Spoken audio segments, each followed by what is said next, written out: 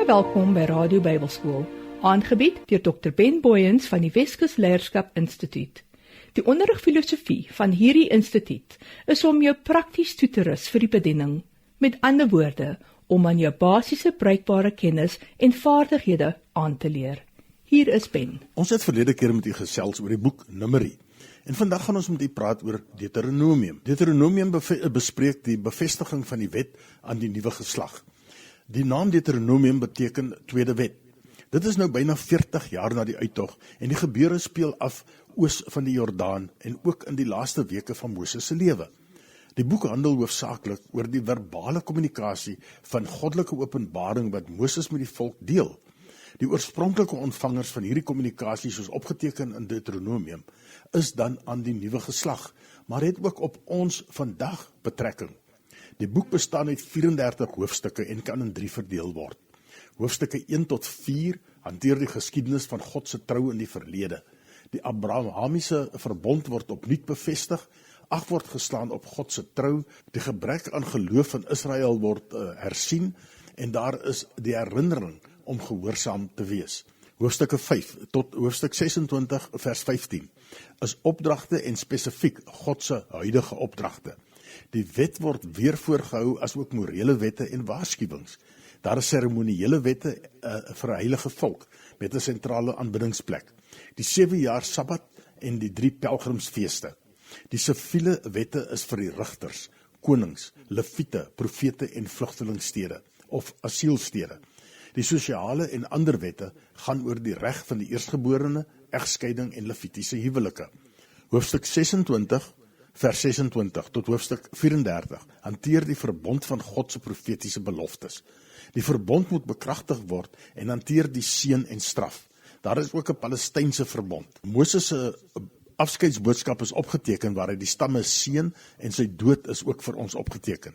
Die sleutelwoorde in Deuteronomium is onthou of gedenk, wet, gehoorsaam, liefde en vrees van God. Die oorhoofse tema kan miskien gesien word as wees lief vir en gehoorsaam aan God. Kom ons kyk na 'n samevatting van die inhoud van Deuteronomium.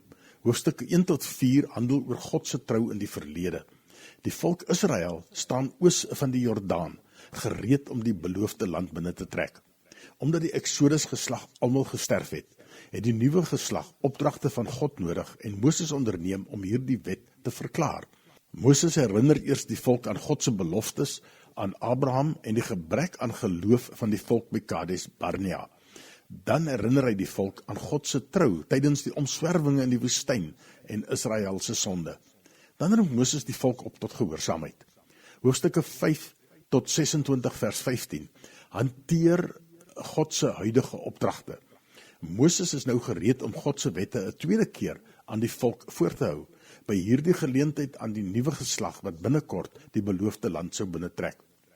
Moses begin met morele wette en herhaal die 10 gebooie wat 40 jaar van tevore by die berg Sinaï aan die volk gegee is. Dan som hy die volk se verantwoordelikheid teenoor God op in hoofstuk 6 vers 4 tot 6. Hoor Israel, onse God is 'n enige Here. Daarom moet jy die Here jou God lief hê met jou hele hart en met jou hele siel en met al jou krag. En hierdie woorde wat ek jou vandag beveel, moet in jou hart wees.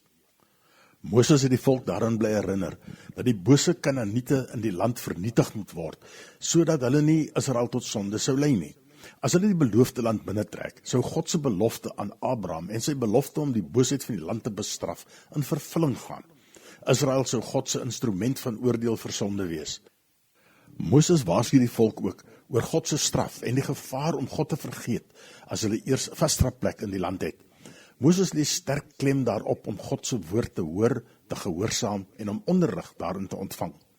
Seremoniele wette gaan oor 'n sentrale plek van aanbidding en die daargestelde vereistes van heiligheid word ook beklemtoon.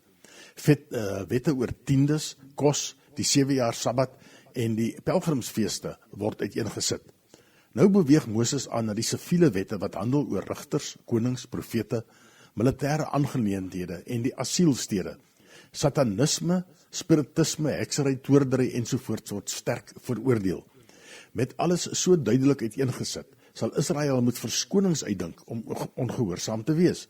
Maatskaplike en ander wette word ook gedek en hanteer sake soos die reg van die eerstgeborenes, die egskeiding, levitiese huwelike, eerste vrugte en die landtitels. Moses het aan die volk 'n omvattende stel wette gegee, wat hulle moes onderhou om God te eer. Hoofstuk 26, vers 16 tot hoofstuk 34, hanteer God se profetiese beloftes. Al wat vir die volk oorgebly het, was om die verbond te bekragtig en om hulle daartoe te verbind, en sodoende die voordele daarvan te geniet. Die volk verklaar dat hulle instem, deur amen te sê. God gee ook deur Moses duidelik aan die volk die gevolge van gehoorsaamheid en ongehoorsaamheid deur. Die res van die Ou Testament verskaf aan ons 'n weergawe van die uitwerking van hierdie verbond in die lewe van die volk. Die beloftes aan God aan die volk word benadruk en Israel word uitgedaag om gehoorsaamheid te kies.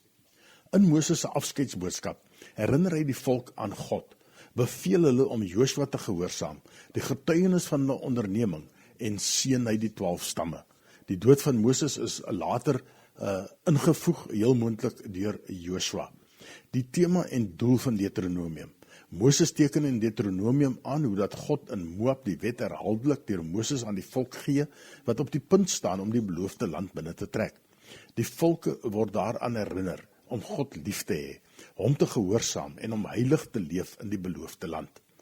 In die toepassing begeer God dat sy volk hom sal lief hê, eer en gehoorsaam, en God beloof om gehoorsaamheid te beloon, maar dat die volk die gevolge van ongehoorsaamheid sal dra. Die lering behels dat God se groot opdrag is, dat ons hom sal lief hê en gehoorsaam. Ons is veronderstel om God te eer, respekteer, aanbid en gehoorsaam. God verwag strenge gehoorsaamheid. God beloon gehoorsaamheid en daar is gevolge vir ongehoorsaamheid.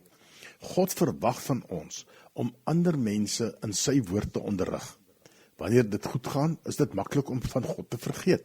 God se standaarde vir heiligheid is van toepassing op elke faset van die lewe. Liefde vir God word getoon deur gehoorsaamheid. God laat ons toe om vrylik te kies of ons hom wil gehoorsaam of nie. Gehoorsaamheid en ongehoorsaamheid het beide voorspelbare gevolge. God het nie alles aan ons geopenbaar nie, maar dit wat hy wel aan ons openbaar, verwag hy dat ons sal gehoorsaam. Dit bring ons dan aan die einde van die Pentateug of die 5 boeke van Moses. Onthou jy nog hoe die Ou Testament ingedeel is? 5, 12, 5, 5, 12. Ons gaan volgende keer kyk na die 12 geskiedkundige boeke. Baie dankie dat jy saam geluister het, en ons vertrou dat hierdie reeks, wat 1 keer per week op jou gunsteling radiostasie uitgesaai word, aan jou die nodige kennis verskaf. Skakel gerus weer volgende week dieselfde tyd in. Indien jy Ben wil kontak, doen dit gerus by 079-626-7597 of ben.boyens@gmail.com.